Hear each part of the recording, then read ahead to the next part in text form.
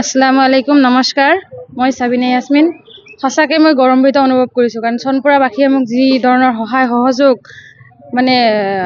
মৰম চেনেহ দি আগবঢ়াই লৈ গৈছে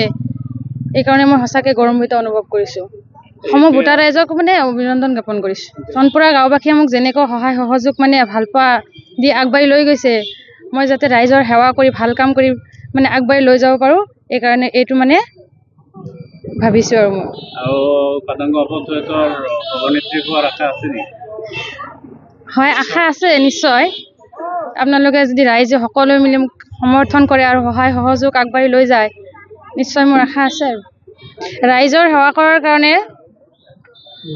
আৰু মানে আমাৰ যি মানে চনপুৰা গাঁওবাসী মানে যি পিছপৰা অঞ্চল দুখীয়া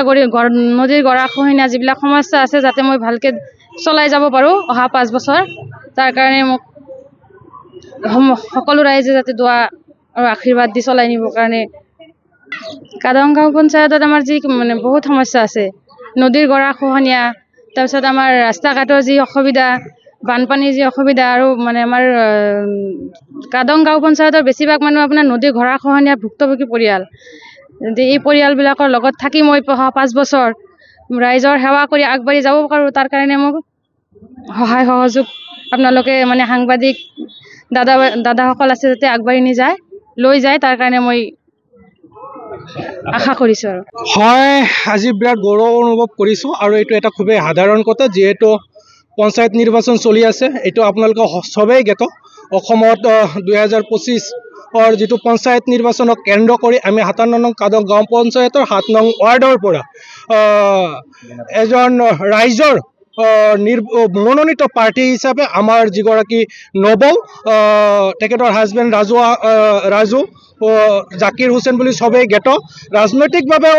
একচুৱেলি আমাৰ এটা পৰিচয় আছে বুলি ক'লেও হয়তো আমাৰ ভুল নহ'ব গতিকে আমি 7 নম্বৰ ৱাৰ্ডৰ পৰা ৰাইজৰ আশীক লৈ আমি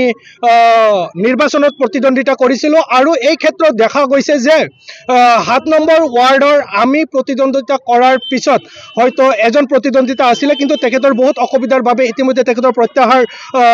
কেনচেল হৈছে গতিকে এই ক্ষেত্ৰত আমি বিনা প্ৰতিদ্বন্দ্বিতাই আজি 7 নম্বৰ ৱাৰ্ডৰ পৰা জয়ী হৈছোঁ আৰু সেই হিচাপে এইটো এটা আমাৰ কাৰণে খুবেই গৌৰৱৰ বিষয় আৰু আমি এইটোও কওঁ লগতে যে আজি শৈক্ষিক সমাজৰ কাৰণে এটা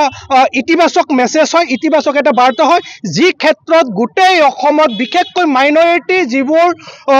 অঞ্চল আছে যিবোৰ পঞ্চায়ত হৈছে সেইবোৰ পঞ্চায়তত প্ৰতিটো ৱাৰ্ডত দেখা গৈছে যে 5 জন 7 জন 4 জন 8 জন পৰ্যন্ত ৱাৰ্ড মেম্বাৰ একেটা ৱাৰ্ডৰ পৰা প্ৰতিদ্বন্দ্বিতা কৰিছে আৰু সেই ক্ষেত্ৰত আমাৰ ৱাৰ্ডৰ পৰা বিনা প্ৰতিদ্বন্দ্বিতাই